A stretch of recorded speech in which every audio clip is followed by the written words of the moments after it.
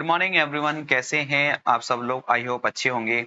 तो दोस्तों, जैसा कि आप देख रहे हैं कि अभी हम प्रीपोजिशन पढ़ रहे हैं, फिक्स प्रीपोजिशन। उसमें 500 वर्ड्स के आसपास हम पढ़ने वाले हैं। हर पार्ट में मैं आपको 20 क्वेश्चंस दे रहा हूं और एक्स्ट्रा पॉइंट्स मैं आपको बता रहा हूं।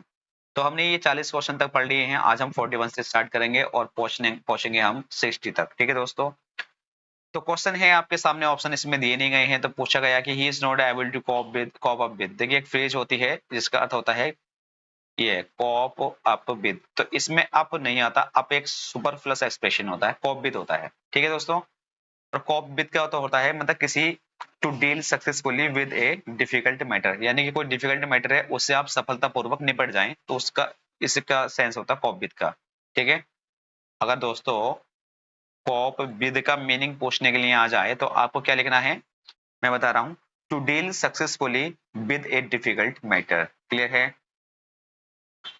चलिए अब हम देख लेते हैं कुछ एग्जाम्पल्स इंपोर्टेंट।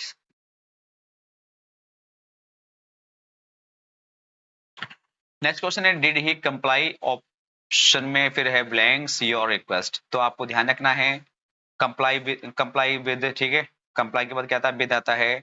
और अवॉइड होता तो उसके बाद भी बाई आता है। एडहेयर के बाद टू आता है। असेंट के बाद भी टू आता है। कंफर्म के बाद, कंफर्म है, कंफर्म नहीं है।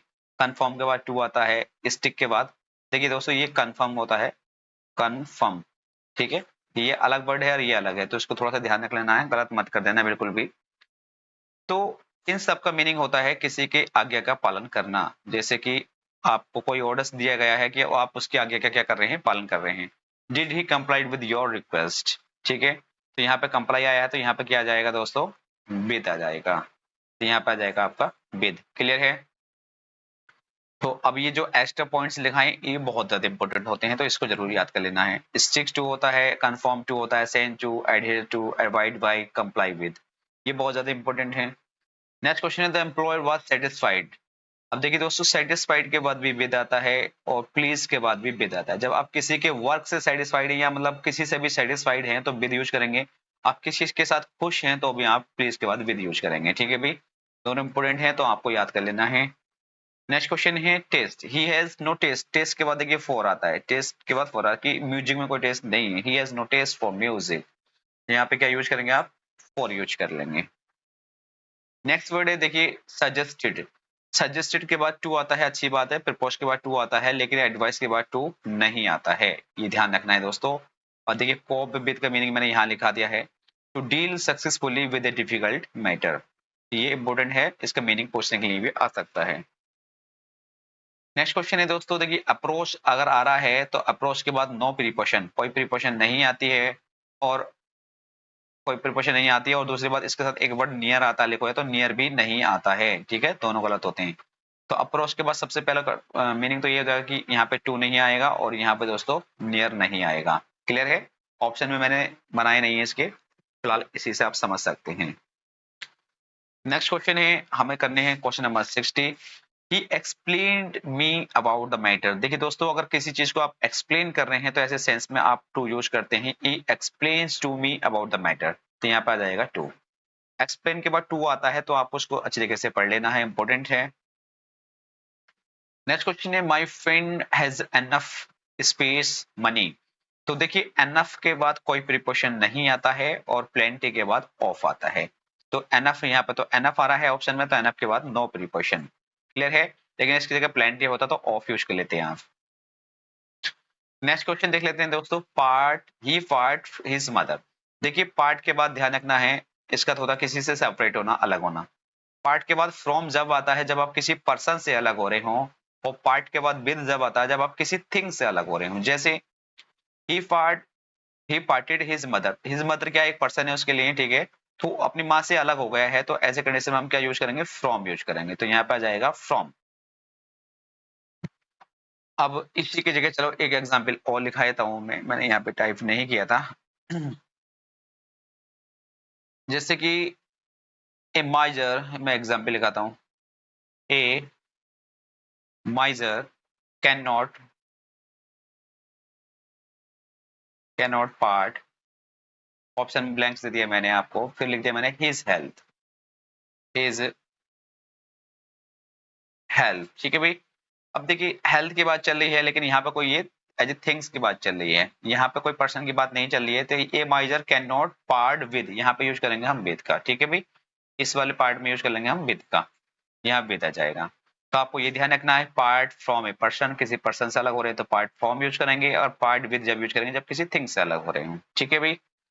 चलिए, जैसे कि अगर बिलोंग्स करने की बात आती है कि आप किसी अच्छी फैमिली से बिलोंग करते हैं या पुअर फैमिली से बिलोंग करते हैं या मॉडरेट फैमिली से बिलोंग करते हैं, तो कम के बाद ऑफ आता है, कम है ले लेना यहाँ पे, कम के बाद क्या आता है, ऑफ आता है। Come of is equal to belong to होता है, आप यहाँ पे बिलोंग टू भी यूज कर सकते हैं और कम ऑफ भी यूज कर सकते हैं, ठीक है, ये ध्यान रखना है। ठीक है, अकॉर्डिंग देखिए यहाँ पे कम्स आया था, कम्स में एस लगाया है तो इसलिए यहाँ पे एस लिख दिया था मैंने, हालांकि लेकिन वो सब्जेक्ट के अकॉर्डिंग आप चेंज कर लेंगे, समझ सकते हैं, ठीक है भाई।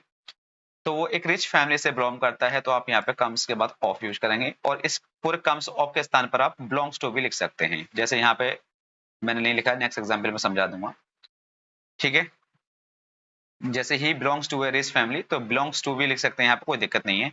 लेकिन कम के बाद फ्रॉम आता है जब जब किसी चीज से आप अलग हो रहे हो, जैसे आप लंदन में रह रहे हैं और लंदन से आके इंडिया में आना चाह रहे हैं, ठीक है भाई, तो ही कम फ्रॉम लंदन, तो ऐसे कंडीशन में आप फ्रॉम का यूज कर लेंगे। जब किसी से सेपरेट होने की बात चलती है, किसी से अलग होने की बात चलती है, तो हम फ्रॉम का यूज करते हैं, ठीक है, ध्यान रखना है। लेकिन यहाँ बिलोंग करने की बात चलिए कि मैं एक रिच फैमिली से आता हूँ, गरीब फैमिली से आता हूँ या मॉडरेट फैमिली से आता हूँ, तो ऐसे कंडीशन में कम्स ऑफ या बिलोंग टू का यूज करते हैं। I hope you understand. किसी प्रकार का डाउट हो तो कमेंट में मेंशन जरूर कर दें। The birds will nest in the trees, अब देखिए इस चीज को समझने की कोशिश करना है। द वर्ड्स विल्ड से नेस्ट, जो पक्षी होते हैं, जैसे ये इनकी ब्रांच है, यहाँ पे जाते ये है ना, यहाँ पर मतलब कोई पेड़ में स्पेस है, खोखला है, होलो टाइप का है, होल है इसमें, वहां पर अपना वो रहने के लिए नेस्ट बना रहे हैं, या इसकी शाखा पर बना रहे हैं, अंदर बना रहे हैं पेड़ के, यानी कि ये पूरे ब्रांच है इसकी, ठीक है, ये इस तरीके से। तो अगर यहाँ पर कहीं नेस्ट बना रहे हैं तो ऐसी कंडीशन में हम इन का यूज करते हैं।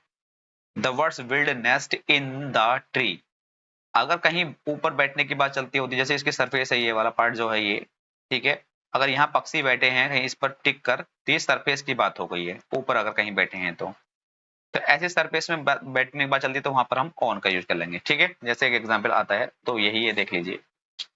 The birds are sitting the branches of a tree, अब जैसे ये ब्रांच है, ये ऊपर की ब्रांच है इसकी ट्री की, तो ऐसी कंडीशन में हम ऑन का यूज करेंगे, ठीक है भाई। इसके ऊपर बैठे हैं पक्षी, यहाँ पक्षी बैठा दो यहाँ पर। चलिए, क्वेश्चन नंबर नेक्स्ट देख लेते हैं। Children are sitting under a tree, देखिए चिल्ड्रन हैं वो बैठे हैं, चिल्ड्रन जैसे ये पक्ष पेड़ है तो यहाँ पर अगर इसके नीचे बैठे हैं, बिल्कुल इसके नीचे, तो हम यूज करेंगे अंडर का। अगर इसकी जो परछाई आती है, शैडो आती है, वो अगर जैसे शैडो उसकी यहाँ आ रही है, यहाँ बैठे हैं, तो ऐसी कंडीशन में हम इन का यूज करते हैं। शायद वो एग्जाम्पल भी लिखाया हुआ मैंने, देख लेते हैं। हाँ देखिए है, the children are playing in the shadow of a tree, तो चिल्ड्रन है वो खेल रहे हैं, लेकिन जो पेड़ है यहाँ है, लेकिन इसकी जो परछाई है वो थोड़े दूर आ रही है, तो उसकी परछाई में खेल रहे हैं, तो हम वहां पर इन का यूज करते हैं। ये बहुत इंपॉर्टेंट क्वेश्चन है, पूछा जाता है, कंफ्यूज करता है। She was married a rich boy, तो आप समझ लेंगे मैरिड का यूज अगर एक्टिव वॉइस में हो रहा है तो नो प्रीपोजिशन, अगर मैरिड का यूज पैसिव वॉइस में हो रहा है तो वहां पर हम टू यूज करेंगे। कंफ्यूजन यहाँ पे ये होता है दोस्तों, बहुत सारी बुक्स में ऐसा दिया होता है कि बॉय से शादी करोगे तो टू यूज होगा, गर्ल से शादी करोगे तो विद यूज होगा, ये दुनिया भर की झंझट है, इसके चक्कर में नहीं पड़ना है। मैरिड के बाद टू ही आएगा, लेकिन वो पैसिव वॉइस में ही आएगा, ठीक है, बात का ध्यान रखना है। मैरिड ऑफ का अर्थ होता है विदा करना, विदा करना, ठीक है दोस्तों, ध्यान रखना। मैरिड के बाद डबल ऑफ आता है तो इसके बाद इसका अर्थ होता है विदा करना। तो यहाँ पे देखिए, अब सेंटेंस को कैसे पहचाने, अगर नए बंदे हैं कि एक्टिव वॉइस में या पैसिव वॉइस में है। देखिए, अगर कोई भी हेल्पिंग वर्ब है, कोई भी हेल्पिंग वर्ब के साथ अगर वर्ब की थर्ड फॉर्म आ रही है, ठीक है, तो वो एक्टिव वॉइस में बना हुआ होता है। इसको समझने के लिए तो आपको थोड़ा बेसिक स्ट्रॉन्ग होना चाहिए, नहीं तो दिक्कत आ जाएगी। जैसे यहाँ पे हेल्पिंग वर्ब है, उसके बाद वर्ब की थर्ड फॉर्म होती है, ये पैसिव में बना हुआ है, ठीक है, इस टाइम क्या है, ये पैसिव में बना हुआ है। पैसिव में बना हुआ तो यहाँ पे दोस्तों टू यूज कर लेंगे हम, ठीक है। She was married to a rich boy, ये एक रिच बॉय से वो क्या है, मैरिड है, शादीशुदा है, ठीक है, इस बात का आपको ध्यान रखना है। अगर ये होता कि आई मैरिड यू, मैं तुमसे शादी करता, मैंने तुमसे शादी की, आई मैरिड यू, तो यहाँ पे मैं पूछूं आपसे क्या आएगा, तो यहाँ पे ये एक्टिव वॉइस में बना हुआ है, इसके साथ कोई प्रीपोजिशन हेल्पिंग वर्ब भी नहीं आ रही है, तो ये एक्टिव फॉर्म में बना हुआ है, तो यहाँ पे कोई प्रीपोजिशन नहीं आएगा, ठीक है, ये ध्यान रखना है। The father married his daughters, देखिए उसकी जो डॉटर्स हैं, बेटियां हैं, पुत्रियां हैं, उनको उसने फादर ने क्या कर दिया, विदा कर दिया। विदा करने की सेंस की बात चल रही है तो हम यहाँ पे ऑफ यूज करते हैं, ये वाला ऑफ, ठीक है। अभी बताया था मैंने, मैरिड ऑफ का अर्थ होता है विदा करना, ठीक है। क्योंकि फादर बेटी से तो शादी कर नहीं सकता ना, तो इस सेंस में कभी टू मत लगा देना कि देखेंगे आप यहाँ पे या कोई प्रीपोजिशन। देखिए मैरिड तो आ रहा है, लेकिन यहाँ पे सेंस के अकॉर्डिंग भी चलना। देखिए अगर जैसे आप सोचेंगे कि एक्टिव वॉइस में बना हुआ सेंटेंस है तो नो प्रीपोजिशन यूज करेंगे, तो नो प्रीपोजिशन समझ के आप यहाँ पे देखिए गलत हो जाएगा, क्योंकि सेंटेंस का थोड़ा मीनिंग भी देख लेना। वो यहाँ पे फादर और बेटी का रिलेशन आ रहा है, तो यहाँ पे वो विदा करने के सेंस में आ रहा है, ठीक है। तो ये मत सोचना कि कंफ्यूजन है कि नो प्रीपोजिशन लिख दें यहाँ पे, एक्टिव में है लेकिन यहाँ तो शादी करने की बात चली, जैसे यहाँ पे सेंटेंस था हमारा कोई लड़के ने मैरिड करी है किसी से, तो वहां पर अलग बात है, ठीक है, समझ गए होंगे आप। ही पास्ड इन द एग्जामिनेशन, देखिए एक बात का ध्यान रखना, ये एग्जाम्पल मैंने क्वेश्चन में भी डाला था कम्युनिटी में, तो इसमें इन नहीं आएगा। जब पास होने की बात होती है, ही पास द एग्जाम्स, उसने एग्जाम को पास किया है, एग्जाम में पास नहीं किया, ठीक है। इनका यूज नहीं करेंगे यहाँ पे, ये सुपर प्लस माना जाता है, गलत माना जाता है, ठीक है भाई। चलिए दोस्तों नेक्स्ट क्वेश्चन देख लेते हैं। नेक्स्ट क्वेश्चन है हमारा क्या, ही रिजॉइस्ड, रिजॉइस का होता आनंदित होना, ही सक्सेस उसने मतलब एंजॉय किया अपनी सफलता का, तो रिजॉइस के बाद इन आता है, ये आपको अच्छे तरीके से याद होना चाहिए, इन यूज कर लेंगे यहाँ पर। The matter is related to, देखिए रिलेटेड के बाद टू आता है, रेलिवेंट के बाद टू आता है, कनेक्टेड के बाद टू आता है, तो ये सारे वर्ड्स इंपोर्टेंट है, आपको याद कर लेना है, related to, relevance to, connected to, ठीक है। तो यहाँ पर क्या जाएगा, टू आ जाएगा। Next word I need a house, बहुत इंपोर्टेंट है, ये बहुत पूछे भी जाते हैं। जैसे आपको एक हाउस की नीड है लेकिन कहाँ रहने के लिए, तो यहाँ पर टू लिव इन यूज करेंगे, इन, ठीक है, ये ध्यान रखना है। I don't have a pen to write with, ये इंस्ट्रूमेंट है तो यहाँ पे यूज कर लेंगे विद, कि I don't have a pen, मेरे पास कोई पेन नहीं है टू राइट लिखने के लिए, विद, ठीक है। He does not have a bed to sleep in, उस पर सोने के लिए, तो स्लीप के बाद यहाँ पे इन यूज करेंगे, ठीक है भाई। इस चीज का आपको ध्यान रखना है। आज की वीडियो का लास्ट क्वेश्चन, तो समझ लेते हैं इसको भी जरा अच्छे तरीके से। वी शुड नॉट क्वारल, देखिए दोस्तों क्वारल के बाद विद आता है कब, जब किसी पर्सन से, क्वारल का तो होता है किसी से लड़ाई करना, झगड़ा करना। अगर आप किसी पर्सन से झगड़ रहे हैं तो अपन क्वारल के बाद यूज करेंगे आप विद। क्वारल के बाद ओवर यूज करेंगे जब जब आप किसी थिंग्स के ऊपर लड़ रहे हो, किसी चीज के ऊपर लड़ रहे हो, ठीक है, छोटी बड़ी बातों के ऊपर लड़ रहे हो, कोई भी थिंग्स आ रही हो, एनीथिंग, तो यहाँ पर आप ओवर यूज कर लेंगे। जैसे वी शुड नॉट क्वारल, हमें नहीं लड़ना चाहिए, फिर इसका मतलब कुछ बातें होती हैं, छोटी बड़ी बातें होती हैं उस पर, तो यहाँ पे थिंग्स की बात आ गई है, कोई पर्सन की बात नहीं चल रही है, तो यहाँ पे यूज करेंगे हम ओवर का। यही एग्जाम्पल दिया मैंने, I quarrelled with my friend yesterday, यानी कल मेरे फ्रेंड से ही मुझसे लड़ाई हो गई यार, झगड़ा हो गया, तो भाई ये तो पर्सन है, फ्रेंड है ना, पर्सन की बात चलेगी तो यहाँ यूज करेंगे हम विद का। तो आई होप ये क्वेश्चन आपको अच्छे तरीके से समझ में आए होंगे। हमने 60 क्वेश्चंस करे, फिर नेक्स्ट वीडियो में क्वेश्चंस करेंगे कि 20 क्वेश्चंस और करें, यानी कि हमारा टारगेट होगा 80 क्वेश्चंस पर पहुंचने का। वीडियो अगर पसंद आई तो प्लीज चैनल को सब्सक्राइब जरूर करना, ज्यादा ज्यादा शेयर करना, ठीक है। और मिलते हैं नेक्स्ट वीडियो में इसी नए अंदाज में। ये मैराथन क्लासेस भी मिलेंगी, अभी धीरे धीरे थोड़ा थोड़ा पढ़ लें दोस्तों, तो क्योंकि टाइप करने में बहुत टाइम लगता है, बस टाइपिंग की दिक्कत है, नहीं तो मैं पढ़ा तो बहुत कुछ दूँ। चलिए ठीक है एवरीवन।